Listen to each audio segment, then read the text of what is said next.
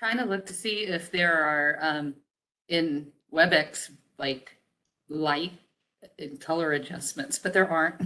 I was like, Oh no. realize because it's nighttime in here, like normally during Yeah. the day, the light in this room doesn't look so blue and nighttime, so I don't have the daylight added and everything on the screen is kind of blue.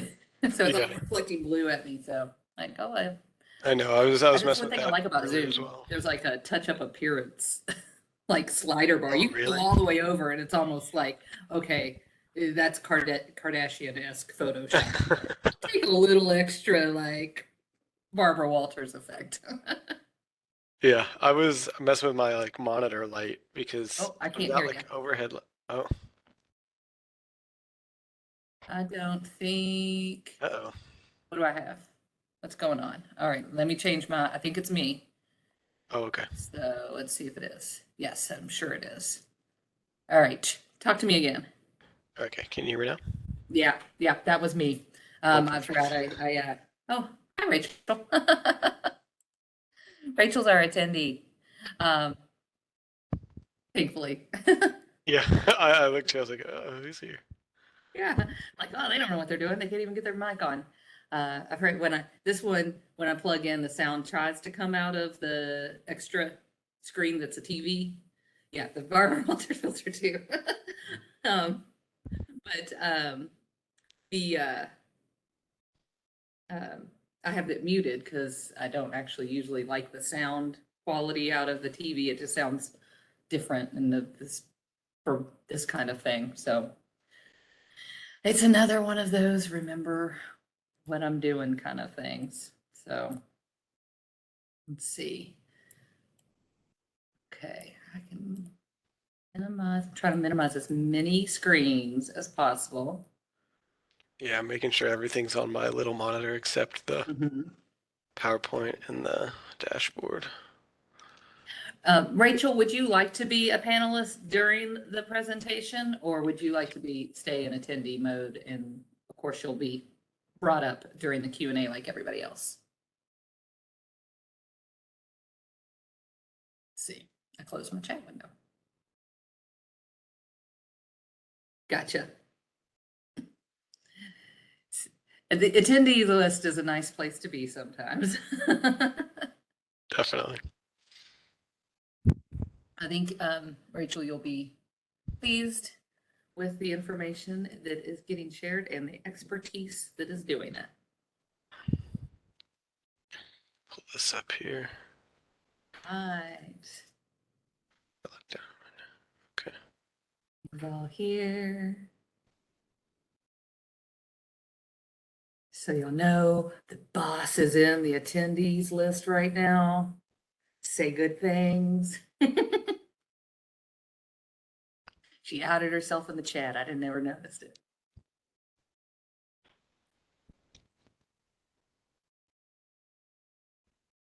Really Oh, Matt, are you appreciate talking? you Oh, there you are. attending, Rachel. Yeah.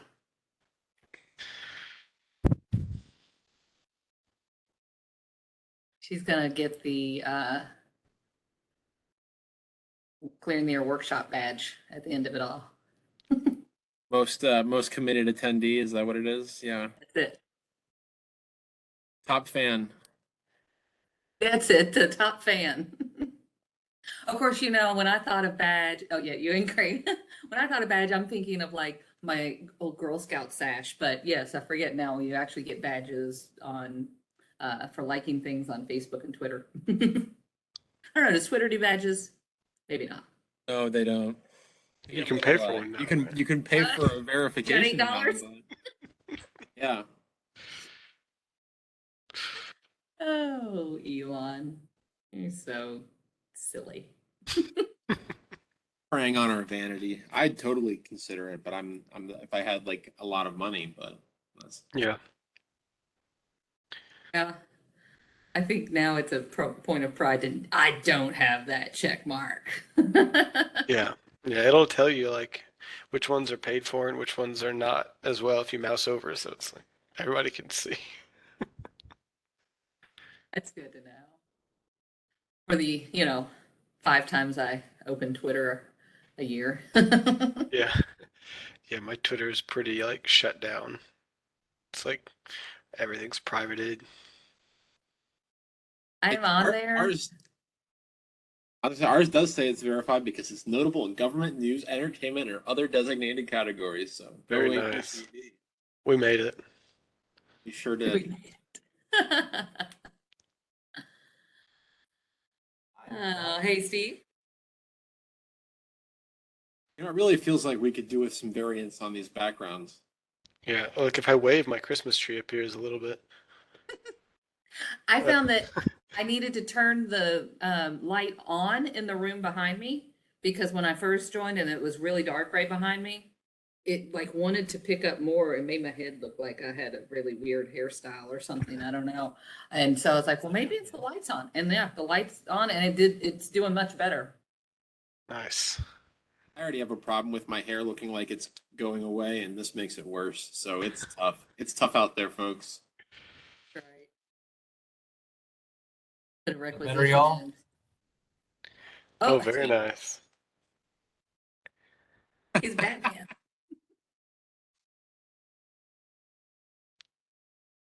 Oh, Steve, just so you know, I don't have an intro for you until the end when I will say thank you for joining us. If nobody has any questions, you don't have to introduce me. Before we see if there are questions. we If- couldn't let you go If we're unrecognized. running long, at that point, nobody getting introduced after that, and we'll get right into the questions. So we'll just see. If we're actually mentioning that you're there at the beginning, we're going to before everyone else. Now that I think of it, because then people will stay till the end if they know you're there. So Headliner, yeah, Steve that's right. Gwinnett. That's right. We're not live yet, right? We have one attendee, and that's Rachel. So I'm watching that attendees number. Yeah. We get more attendees. I'll use more tact. How about that? Stop Tell spinning you our. what, I am gonna go ahead and start Wait a minute. sharing my screen so I can get that done. This is the other thing. Where? Oh, there it is. Okay. What I don't have my WebEx full screen, and when it's scrunched down, the little button doesn't catch my eye the way it should. So, but it is right there in the middle. You'd think it'd be fine. Okay. All right. This lets me get my various lists in order. Let's see. Got Yeah, I'll that. just testing my audio. Sometimes I have trouble with this headphone. Okay, just making sure I can hear you. Loud and clear. Thanks. All right. And you all do not see the chat box on my screen, correct? No. We Just don't. the slide. One of those things that's weird. I'm sharing the screen, which, I just only have that showing slides and I have my presenter view and my notes over here, but I can still open WebEx stuff on that screen and it doesn't show that. So that's just note to self. Good to know, right? Because I actually don't really need to see the whole slide itself. But I do need to see my notes. I always wonder when it's going to show stuff, and sometimes it does the little thing where it'll like gray out a box, like when you're not sharing that particular application too. I never know when it's going to do that, Yeah. when it's just not going to show something. I feel like WebEx has gotten a little smarter about that. Yeah.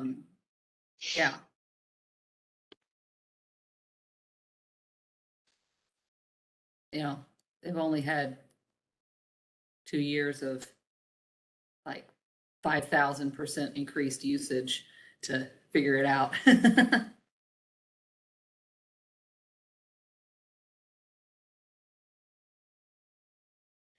And Matt, I realized what it was. I went back to my WebEx account online. First of all, I realized that what I see when I open the WebEx app on my computer, that calendar has less functionality than when I go to the WebEx account via the website. And then I have more options for setup of the meeting. So just note if you're setting up a WebEx from, especially if it's like a webinar kind of thing, go through the online view to get all of your different options. But also when I was checking the registrant list, I think that what I saw earlier and yesterday, when I thought that there were like 23 to 25 registrations, I think it was somehow combining the previous ones. Now, I double, triple checked that I was on the right page, but when I go back to it now, I'm still seeing like I think a dozen or so that I saw intermittently today. Like it was kind of a weird thing. So, I mean, I'm certain it's user error, but somehow that got mingled in. So I think we have about a dozen registrations, and the previously discussed concern was not one of them. So I don't think, Matt Mudd, you won't have to flex your expel power. Sorry. Yeah, I don't think I don't know if I have it in me, so that's good. I mean, I would if I needed to, but a softie, so Didn't feel good. Well, I don't know. If it was deserved, it'd feel really good. that's fair. All right, we are at the 5-minute mark. So hopefully we'll see some folks join in the next few minutes.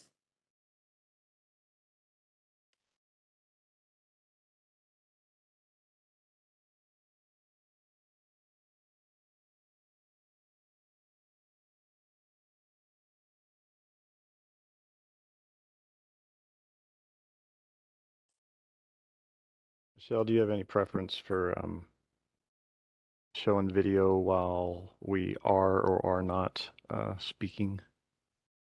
I don't have a preference. I don't know if that has any effect on bandwidth or anything like that for viewers. Certainly, if you seem to get any problems with your bandwidth on your end, that could be a helpful step. But otherwise, I don't really have a preference.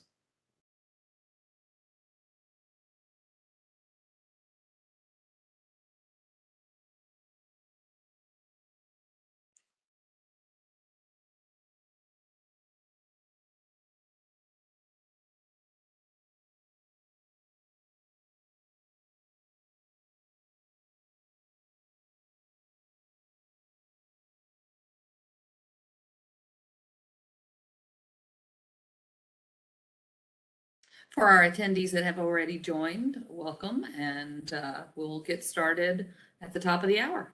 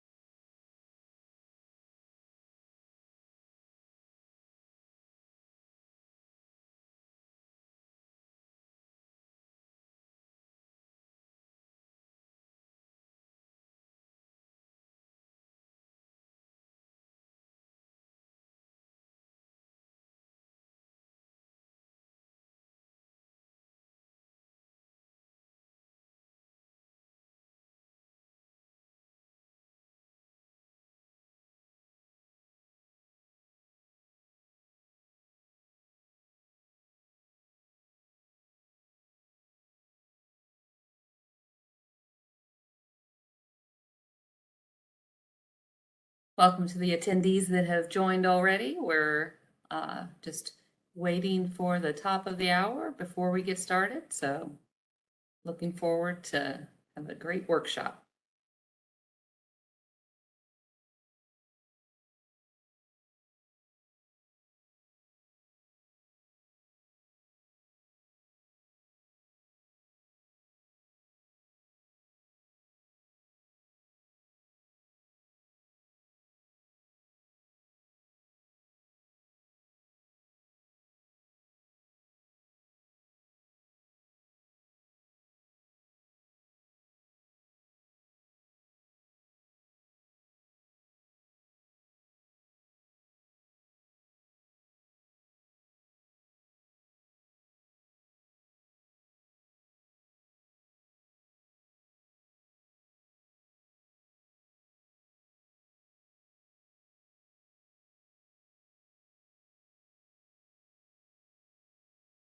All right.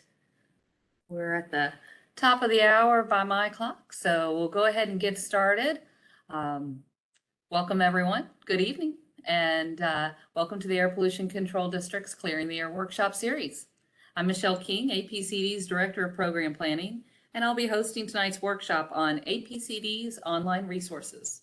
I'm joined tonight by our presenters, APCD's Regulatory Coordinator, Byron Gary, our Data Analysis Coordinator, Ben Jacobs, and our Quality Assurance and Air Toxics Supervisor, Brian Paris. Tonight's program is being recorded, so we are starting off in a format that limits some attendee functions so that we don't have accidental audio or video disruptions. But we will be opening the floor following the presentation to allow for more direct interactions. The workshop video and the presentation slides will be posted to our website afterward for additional viewing. We developed the Clearing the Air workshop concept in order to provide opportunities for us to share the district's work with our community, improving our collective understanding of Louisville's air quality and how it's regulated, and empowering all of our community with information and insights into this important aspect of our city's environment and health. Our aim here is to provide a more informal setting for sharing information and have a discussion, compared to that to our more formal settings that occur during our monthly board meetings or even in a public hearing that's really bound by regulatory requirements. As such, after the presentation, we hope that you will stick around for that Q&A session and that open discussion period. This evening, specifically, we will have a brief overview of APCD's website and then move on to overviews and live demonstrations of some of our online interactive data resources, including the emissions inventory dashboard, the Odor service requests dashboard, and our Louisville Air Watch website. After that, we hope to answer some questions and have some discussion. But we'd also like to hear your feedback on these resources and what other kind of information you'd like to see on our website. Before we get started, I do have a few quick webinar tips. Again, you will start the webinar muted, but we'll be able to interact during that discussion portion. You can drop questions into the chat at any time, and we'll start there when we get to the Q&A. But you can also wait and ask in person at that point too. And if you think of a question after you leave, that always happens to me, feel free to email it to us later at clearingtheair@louisvilleky.gov. Lastly, please remember there are no silly questions here. And if we have a really robust question and answer session, please remember to share the air with other attendees so that we can all get our questions answered. And after we finish, please take a minute to complete the survey that you'll see and provide us some feedback for future workshops. We're really trying to crowdsource some ideas here. So now let's get on to tonight's topic, APCD's online resources. This is our roadmap for the evening, and you'll see this again as we move through our topics and transition between our speakers. For now, let's start with a quick look at APCD's website itself. So this is our homepage. APCD's website is perhaps the most valuable tool that we have to provide information to the public. We take our commitments to transparency and public communication seriously, and consequently, we have a significant amount of information housed here. This includes regulations, permits, air monitoring data, basic air quality information, and much, much more. And we understand that due to the sheer quantity of this information and the complexity of some of the work we do, the website can be a bit overwhelming. So we're always looking to take feedback and make it more accessible. For example, we've designed our homepage here with an eye to helping people find information quickly and highlighting our most regularly used resources. Here on the left side, you have a menu that basically serves as a table of contents for the whole site. That may be a good jumping off point if you're just landing there and want to explore site content. However, in the middle here, you'll find some links to some key parts of the website. These include how to report air pollution issues like odors or open burning, information on permitting, enforcement, and regulation development actions that have been put out for public comment, and meeting links and reports that are provided for our monthly Air Pollution Control Board meetings. 2 pages that we'll be highlighting tonight are the link to the Louisville Air Watch, where you'll find current air quality conditions in the form of the Air Quality Index and the latest readings from across our countywide air monitoring network, and the Air Quality Data page, where you'll find the emissions inventory and odor service request dashboards that we'll be demoing tonight, along with a number of other monthly reports and dashboards. We created this page about a year ago to provide a hub for finding data and reports, and we've been adding to it since. So if you have ideas for additional data resources, please send them our way at air@louisvilleky.gov. Lastly, we've reserved the space under these key resources to highlight timely announcements and related actions. For example, as you can see from this current snapshot, we are providing information on the district's comments to EPA on the National Chemical Accident Prevention Program. These are based on our experience implementing those regulations and more stringent local requirements here in Louisville. And we're also highlighting the open grant application period for our Lawn Care for Cleaner Air Community Equipment Grant. The information in this section changes regularly as new items rise to the top. So website improvements are always on our to-do list at APCD, adding and updating content, improving organization and accessibility, and highlighting new and timely announcements are top of mind as we maintain this really important information resource for our community. With all this change, we do try to be mindful of maintaining links wherever possible to avoid broken URLs and documents and the bookmarks that folks may rely on. One example of our continuous improvement effort here is that we'll soon be adding a one-stop calendar page for all APCD events and meetings in response to some concerns we've heard from residents about not finding links to join certain events. So in the future, you can find the Clearing the Air workshop events at that calendar page. So without further ado, let's dive into the first of tonight's featured online resources, the Emissions Inventory Dashboard. And so for this, I'm going to turn the screen share over to Byron Gary, who's going to take us through that. Of course, I have to find where I stopped sharing. There it is. While we're doing that, I'll just briefly introduce myself. I'm Byron Gary, as Michelle said. I'm the regulatory coordinator for the district, which means I'm in charge of making sure I keep our regulations and our state implementation plan up to date. You might also see me frequently in my other role as the secretary treasurer for the board. So I'm going to give you an intro to the emissions inventory dashboard that I helped develop for the district. As regulatory coordinator and being in charge of the SIP, I often have a chance to dive into our emissions inventory to make sure that we're touching all the points that we need to. Before I get into a demonstration of the dashboard, I wanted to go over a few different terms. First, what an emissions inventory is, how that differs from an emissions statement, and some info on where this data came from. An emissions inventory is a comprehensive estimate, note estimate, of air emissions in an area. This should touch on all sources. So an emissions inventory is not what we sometimes use it to refer to as an inventory from a given source, but from all sources in an area. And this is how EPA typically uses the term. An emission statement would be what a company reports to APCD or another agency on an annual basis typically. And this is an estimate, usually a bit more detailed, of all of the emissions coming from a given facility. We often use those two terms interchangeably. We refer to, even within the district, refer to emission statements as emission inventories, but sticking to the nomenclature that EPA uses, an emission statement is what a facility submits to us, and it helps make up that emissions inventory. And the emissions inventories that individual local, states, tribal agencies submit help make up the national emissions inventory that EPA develops on a triennial basis. So every 3 years, they work with those state, tribal, and local agencies, as well as industry, to help develop a really comprehensive inventory of emissions from all sources nationally. That's also referred to as the NEI. So if you hear my alphabet soup, NEI is that National Emissions Inventory. Within the NEI, there are a few different levels that you can sort of drill down into. The highest level is the categories. And within categories of emissions, there are sort of two stationary groups of sources, point and non-point. Point are those larger stationary sources that you typically think of as air emission sources, such as power plants, large factories, and things like that. Whereas non-point sources are various other smaller stationary sources. This varies everywhere from gas stations and dry cleaners all the way down to commercial and even consumer use of solvents, and things like your hairspray should really make up that whole non-point category.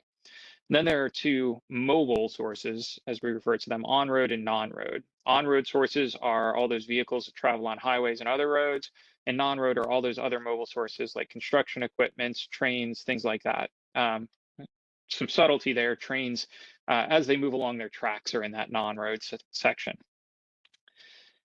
Drilling down a little bit further, there are sectors within the NEI. These are smaller groupings than categories. They are based on source classification codes, or SCCs, and divided up by the emissions inventory system that EPA uses. So these go deeper than on-road. So instead of saying deeper than the categories. So instead of saying on-road, you might see on-road cars, on-road trucks. And instead of saying just point, you might see point electric generating units, point specific type of factories, things like that. And then even further down, once we look at that point source category specifically, there are facilities.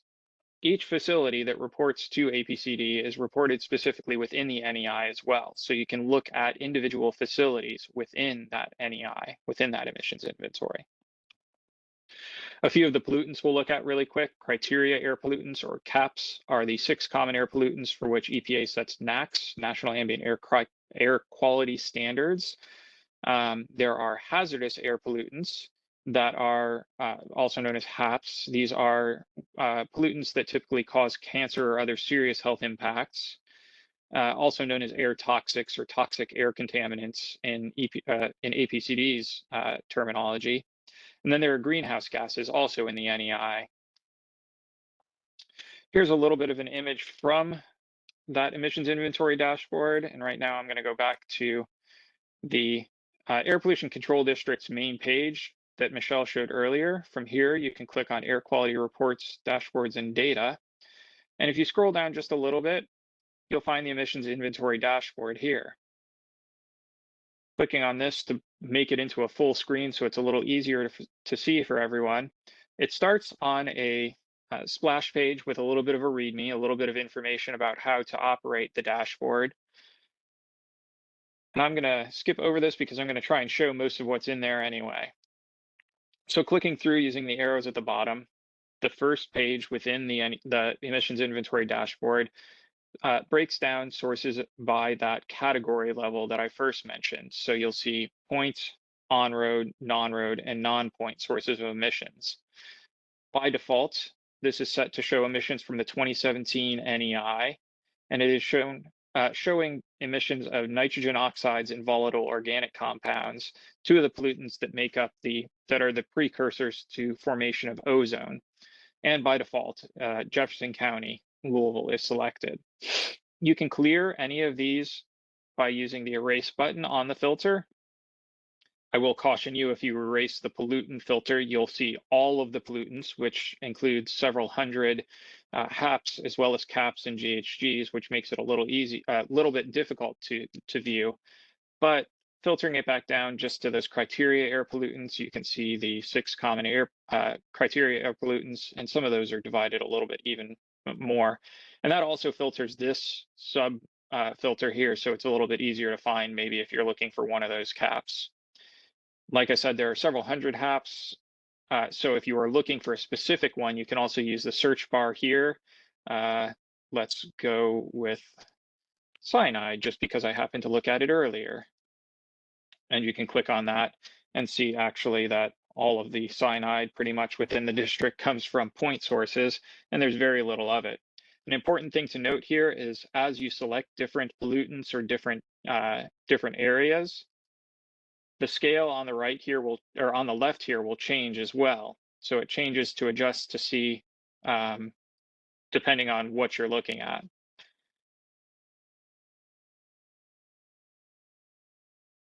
Another important feature,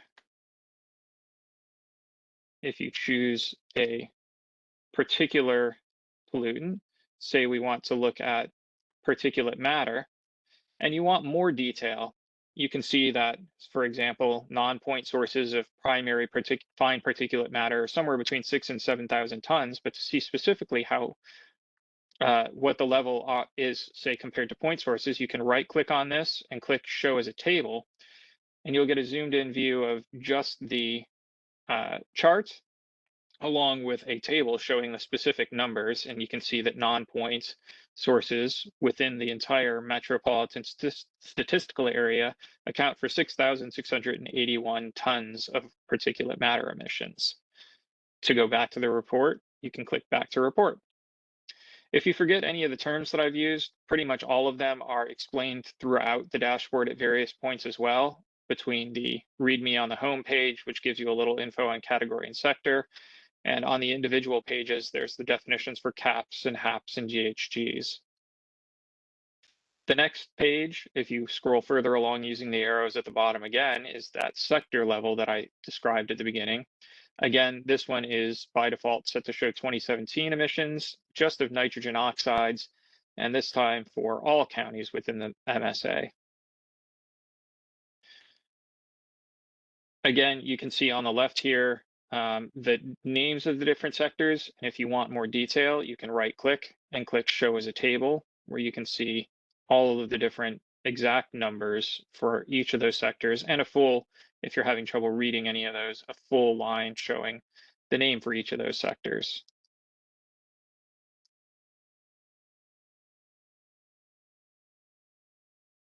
Finally, if you click onto the facility page, there's actually a map of all of the facilities reported within the NEI within the Louisville Metro statistical area. Zooming in, you can click on one of these, hover, you can see the name of that facility. Sorry, if I move my mouse, it will go away from that, but you can see the name of the facility as well as the specific emissions of that pollutant, whatever pollutant you have selected, listed there.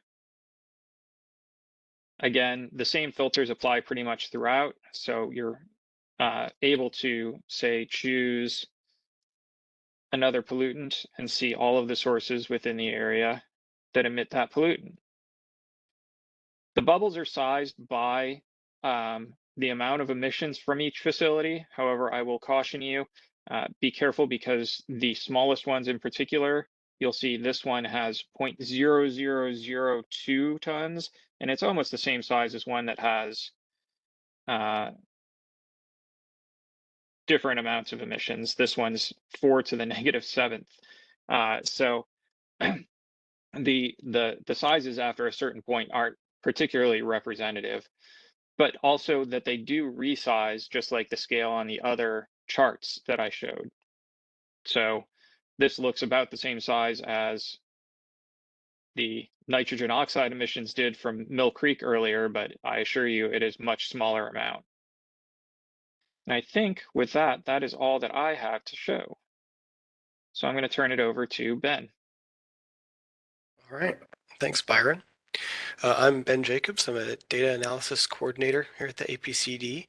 I do a lot of mapping as well as creating some resources for public use. And with that, I'll show you just one of those resources.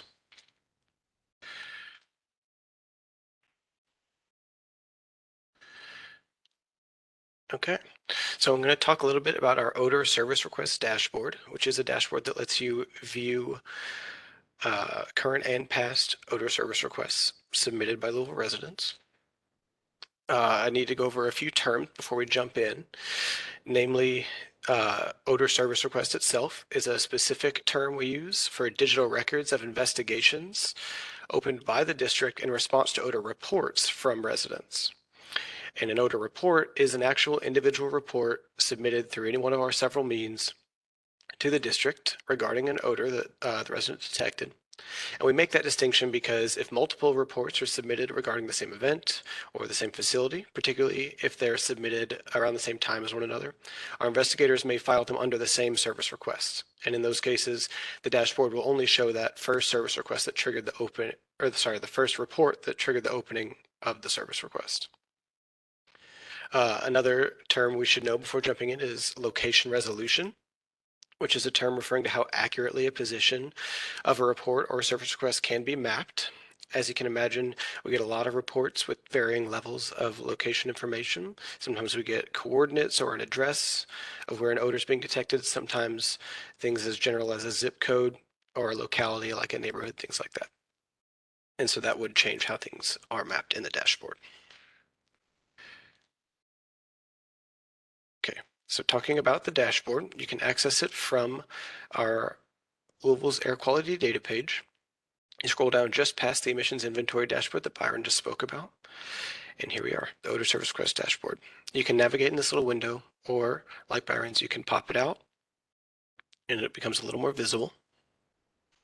It'll take you first to this home page, which talks a little bit more about the things I just mentioned in a little bit more detail, but we'll go ahead and move past this and jump in.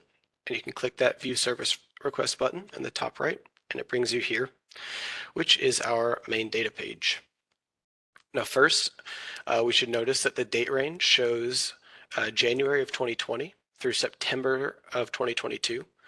That is the full date range of the dataset as it stands now. We update this dashboard quarterly. So next month, we'll be updating it through December of 2022. But for now, this is the full date range that the dashboard shows. And you can see that there are 1,147 total service requests within those between those dates. Also on the top bar, we have a couple filters that help you narrow down the number of service requests you're viewing, and we'll come back to those in just a moment. But first, let's look at some of the features on the actual data page. This is our map of our service requests. It shows everything that you're currently viewing. So given that we haven't filtered anything down, it's showing all 1,147 service requests submitted in the last 2.5 to 3 years. And you can mouse over or click each individual one, and it'll give you some basic information about them. And then all of those service requests are also represented in the table below the map. The table and the map will always show the same information. So as you filter, they follow suit. And there are some service requests we get that aren't mappable. They come with insufficient location information, meaning they don't have any kind of information at all. They don't have a locality or neighborhood. They don't have a zip code. They just detail the odor detected. But if you'd like to see them, they're still in the dashboard, just not on the map. You can click this view button here. You can see there's 54 in the whole data set. And they take you to this separate table where you can view the details of the service request. And to get back, you just use this big back arrow. A couple other features of the dashboard are these graphs you see here, these bar graphs, and they break the data set down by month and year and by zip code. And so you can see we typically have a small spike of service requests in the summer of each year. And you can see there was a large spike this past September related largely to our sewer odor issue that came with the recent drought.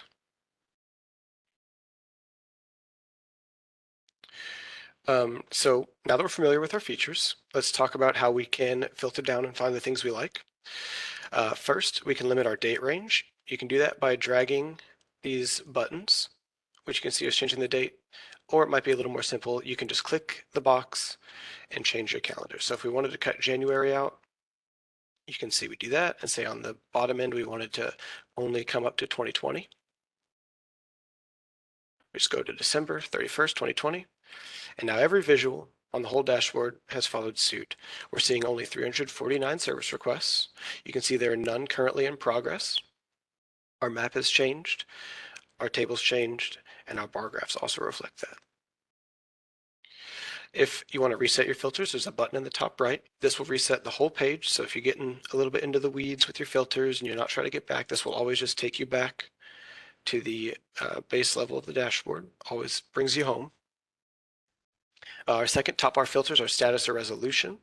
So say you're only concerned with service requests that haven't been closed or resolved yet, these 44 in the whole data set, you can unselect all and look at those that are still in progress. And again, you're seeing every visual is following with us. The final dropdown is our zip code dropdown. So we can say we want to limit just to this 40211 where we see the highest concentration of service requests. We can click just that. Everything follows suit. And if we want to come back, we can just select all or use that reset button. And then our final primary filter is this reporter statement search. So say you're only concerned with things like sewer odor. We talked a little bit about the sewer odor service request spike this past fall. So we can come in here and it'll query this reporter statement field in the table here. So we can search for the word sewer. And you can click this or hit the enter button like I just did. And you can see now we have 159 service requests since January of 2020, or from January 2020 till September 2022, that include the word sewer in the reporter statement. Now what that also means is that people that use different words for similar things, you'll have to search them separately. So say you want to search sewer versus sewage. The word sewage yields 105 service requests. But this is just a nice little keyword search. Some of these report statements you can see get kind of long. Some of them are really short. So it just helps you find what you're looking for. Now, if you want to do something a little more complicated than just a simple, one variable search, we can compound these filters using a control click function. So say we want to look at the summer of 2021 and just zip code 40211. So what I'm going to do is while I click these bars, that's another thing I actually forgot to mention is aside from the drop downs, the bars function as filters as well. So you can just click 40211 if you don't want to bother with the drop down. So let's reset. And now if I hold the control button down and click the bar and then click a few more, now we have 4 active filters on the page. We're looking just in the zip code 40211 at service requests opened between June and August of 2021. You can see we've got 27 of them opened. None of them are still open, so they've all been resolved or closed. None of them were unmappable. And we can see them all here. We can see them all on the table. And say we want to see the details, we can click it on the map. Oh, well. So that's an issue where we have multiple layers, so we'll have to click through to find the one we were looking for. But you can also click into the table. Sorry, let's reconstruct that. So say we want to see where this one is located on the map. The citizen called reporting that since 5 a.m. this morning, there's a very strong sewage smell in the air. We click that and the map will actually take us there and we can see it. And now these compound filters do have, there's a way you can get kind of lost. You've been clicking too many times. And again, this reset filters button will always bring you home. A couple other things to note. Because we have such a wide variety of information that comes in these reporter statements, we do a manual search. We remove any personally identifiable information. So people's home addresses, people's names, anything like that that can be used to kind of reveal some personal information about you or your neighbors. We take that out and redact it so that nobody's having their information revealed. You can see here we remove the coordinates from someone's home, things like that. And then on the map, after we've done all of our processing and mapping and all the positions are placed, we snap all of the positions to the nearest intersection. So if someone has filed a complaint against your home or your neighbor, that's going to snap to the nearest intersection and not, put anybody's safety or privacy in jeopardy. Looking really quickly, I think I've just about covered all the functions of the dashboard. If you want to get back to that home page to refer back to the terms, this home button takes you right there. And again, this takes you to the main data page, that button in the top right. Now, before I go, we've taken a look at past service requests, but I also want to talk about how you can submit your own. or submit your reports, which will be then opened and become service requests for the district. You can submit odor reports directly to the APCD through this phone number at 502-574-6000. You can email them to airodors@louisvilleky.gov, or you can use the online form, which can be found on our website. You can submit them to Metro 311 by calling that number, 311. They have a mobile app that you can download and use on your phone, or they also have an online portal with a form that you can fill. There's a Smell My City app, which is a great mobile app that helps you submit odor reports. It also helps categorize reports, which is great on our end because it helps us analyze our data set and better understand what kind of smells are out there. And for sewer odors specifically, we'll take any odor reports you have, but you can also report those directly to MSD, the Metro Sewer Department, at 540-6000, and they also have an online form on their website. And that's all I have for you. So I'm going to stop sharing my screen, turn it over to Brian Paris to talk a little bit about the Louisville Air Watch. Thank you, Ben. Good evening, everyone. I'll try to share my screen here.